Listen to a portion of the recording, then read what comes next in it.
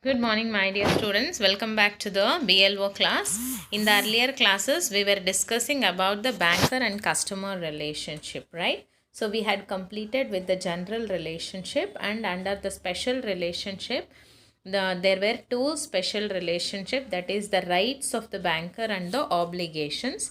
So, the rights was completed. So, in today's class, we are going to understand about the obligations of our bankers towards customers. That is, what all obligation the banker has to follow according to the customer. So the banker is obligated under 5 types, that is obligation to honor customers' check, obligation to maintain secrecy of customers' account, obligation to receive the checks and other instruments for collection, obligation to honor the check of customer across the counter, obligation to give reasonable notice before closing the customer's account. So these five points I am going to explain now. Now coming to the first point, that is obligation of a banker to honor the customer's check.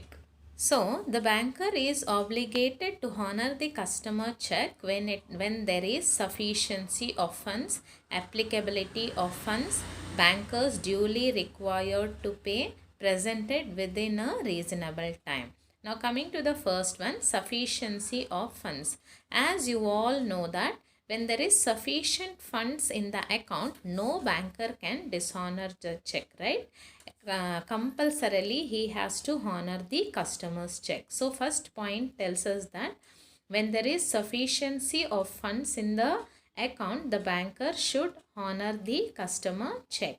Then second one, applicability of funds. That means whatever the amount which is written in the check and the amount in the account, that should be sufficient. Applicability should be there. And suppose I have two accounts, first account and the second account.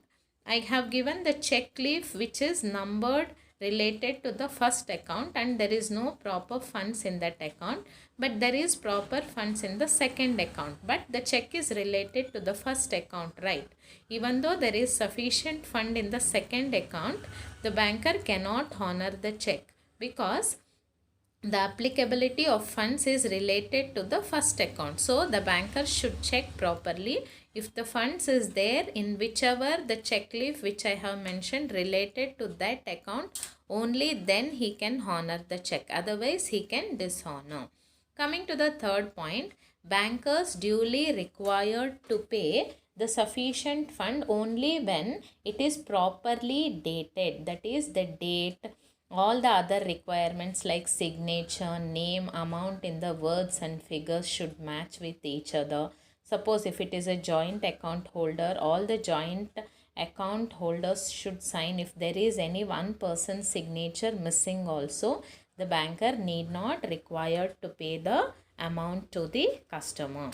Then the last one, presented within a reasonable time.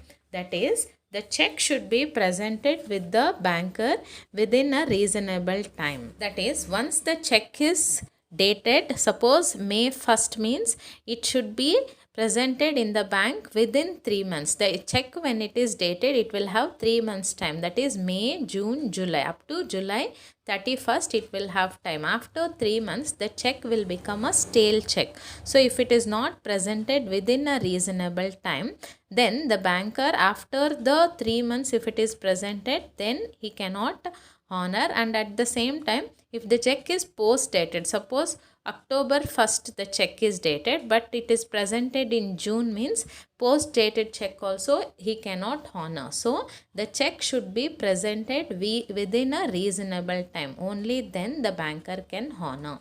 So these are the obligations of a banker to honor the customer check. So let's move on to the second point, that is obligation to maintain secrecy. See, section 13 of Banking Companies Act 1970 states that the banks has to maintain a secrecy of their customers' accounts and dealings with them.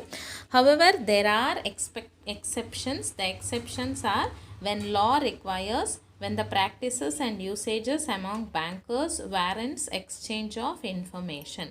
So, at any cost, the banker should not disclose the customer's account details to anyone. He has to maintain a secrecy. Only if a law is required, in case of law only, or in case of public interest, if any information is required, only then the banker can give that to a attested copy only. He cannot give the original books of accounts to anyone in case of a customer. So the banker has to maintain a secrecy of customers' accounts. The next point is payment and collection of checks and other negotiable instruments related to the customer. Now you all know that the banker's duty is whenever the customer need the services, like when the checks are presented or any negotiable instruments or payment of bills, whatever it is, if he is giving some instructions to the banker has to follow that instructions, or he has to pay the checks or negotiable instrument if all the requirements are fulfilled. So the banker is obligated to pay and collect any kind of negotiable instrument or a check related to the banker if it is fulfilling all the requirements, and he has to pay it on time. Next one, counter checks. See, the banker is obligated to honor the customer's check across the counter, that is open check. Already I have explained you the different types of checks, right? Open check means it is not crossed check. If the customer needs the money in the counter, he can give a open check. So the money has to be paid by the banker across the counter itself. Or if the customer is not having a check, he forgot the check in the house, but he is in emergency need of money, or he doesn't have ATM card also, that time there will be withdrawal slip available with the banker.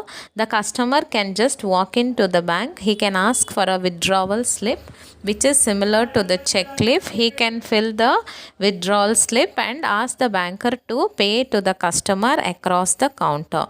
So the banker is obligated to pay to the customer across the counter. Coming to the next point, bank account closing procedure. See, the account of a customer should not be closed immediately. When the account of the customer has to be closed, first there is some procedure to be followed by the banker.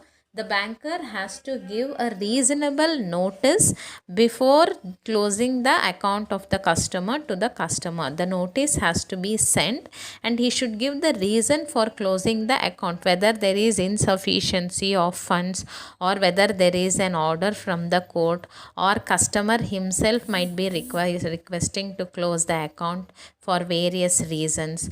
So anything might be the notice of the closing the account of the customer has to be sent to the customer first, and then the customer should be aware that his account will be closed.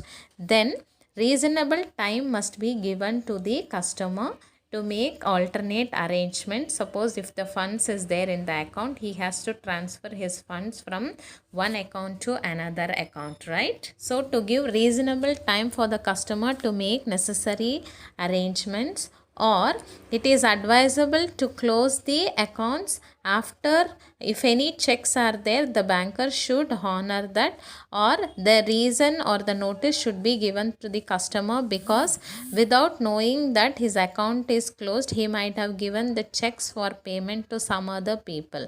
So first notice has to be given to the customer, because giving the notice to him, any damages can be avoided.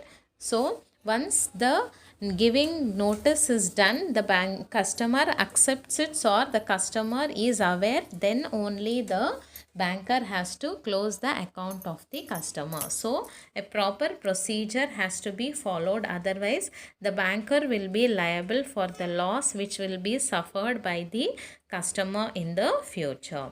So this is the bank account closing procedure of the customer's account by the banker. Okay students, in today's class we have discussed about the obligations of a banker to honor the customer's check. So today unit 2 is completed up to this topic. So no more topics are there. I will be sending the PDF notes and question papers. All of you go through. Then we can start with the unit 3 in the coming classes. Okay.